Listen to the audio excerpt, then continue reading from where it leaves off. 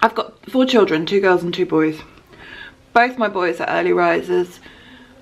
Both my girls are not. I am an early riser because I've had to be for the last 17 years of my life because I've got boys. My theory is that boys are more likely to be early risers because they sleep better. Why do they sleep better? Because they can turn their brains off. And this is not some women are superior thing. We are. This is not some men are rubbish. Some of them are. It's difficult to get to sleep sometimes. I don't have any problems getting to sleep. But I wake up 3-4 times throughout the night. And I dream like you wouldn't believe. Sometimes good, sometimes horrendous. Now to me, that's an indication that my brain is working when it shouldn't. You know, kind of, it ought to have turned off, but it won't, it can't. I can't turn it off.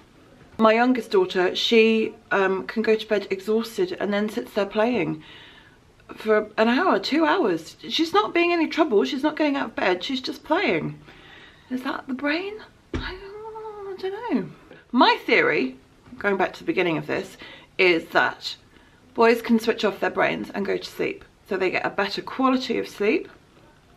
Therefore, it's easier to get up in the morning. Whereas women, females, girls, superior race, kidding. Some of us are not successful at switching off our brains. My very, very, very, very, very, very bestest friend in the whole wide world has huge problems sleeping. And I know that that's exactly why for her. And if that's the case, if I can't switch my brain off, why can't I do something practical with it? Why can't I do something sensible with it? It's proven scientifically that women's and men's work differently. If it is that ours is kind of running all the time and doesn't ever go into sleep mode, why isn't it doing something good? Why isn't it doing something sensible? Why aren't we learning another language? Why aren't I an expert on political history? It doesn't make any sense. It's very early in the morning for a bit of a diatribe. Hopefully for you, you're watching this at probably some ungodly hour at night because you can't sleep. When I do this, it goes shiny. What are you doing then?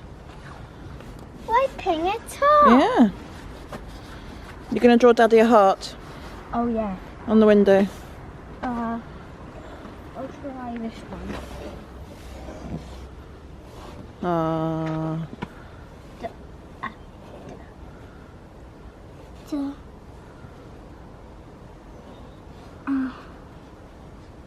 One more. She's doing it with her left hand, which makes it really tricky. Well done. Super frosty day, so I brought the camera. I remembered this morning. It's so pretty.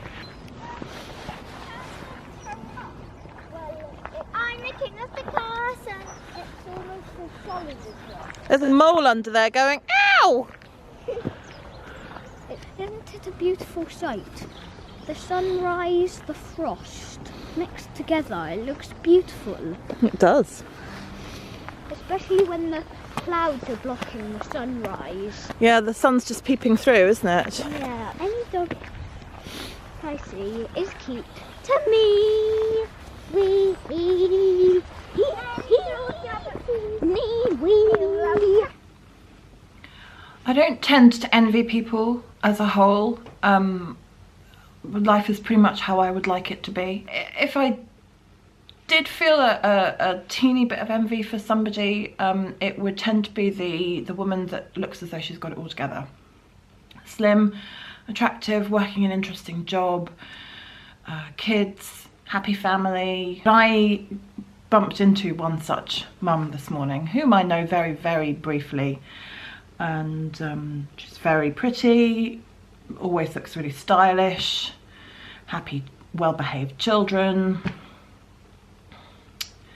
And as you do, you ask the question, oh, haven't seen you for ages, how was your Christmas?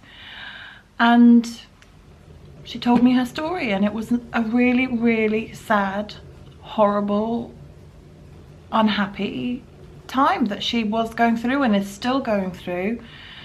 And it just served as a reminder to me that it doesn't matter what you think about somebody else. You can look at them and you can think they've got it all going on. Chances are they haven't. And on the flip side, another friend passed us walking home and said he'd just had a go at a mother in the playground for swearing. And you know, that doesn't particularly bother me either. Maybe it should, but it doesn't. It doesn't matter whether you effing blind. It doesn't matter whether you look immaculate or look like you've just crawled out of the hedge. No one has a clue what you are dealing with. When things are challenging for me, what do? I eat. That's my big thing, I eat. This other mum, I'm guessing, I clearly don't know her well at all, but maybe she focuses on her outward appearance as a way of controlling her circumstances. She certainly always looks beautiful. This third mum who swears all the time, and it could well have been one of my good friends. I've got a good friend whose every other word is an F word, and it just makes me laugh. But anyway, maybe that's her way of coping. She swears every other word. We've all got something. I wish I could wave a wand and fix people's problems. Makes me sad that people are sad. I also found out that another really lovely friend of mine, I talk about friends a lot, I'm aware of that. I used to say I didn't like people. I think I was wrong. I think I do like people. I seem to talk about lots of friends. Anyway, another friend, I discovered she used to live in Thailand and she's been backpacking around all sorts of fancy places and she's like super cool. She's still super cool. She's just super cool but with her hands in nappies all the time. Which sounded wrong. But anyway, she's still super cool. I think she's super cool. You're super cool. Go and get the gin. Do you ever just randomly forget how to drive the car? I'm slightly concerned. I haven't turned the car off properly. Now I'm sort of thinking that maybe I've not done something that I should have done. Is it just me? It's probably best you don't answer that then. Hello. I can see your muff. Say goodnight, my darling. Night, my darling. He's good at the dad jokes. Gotta love a dad joke. Good night.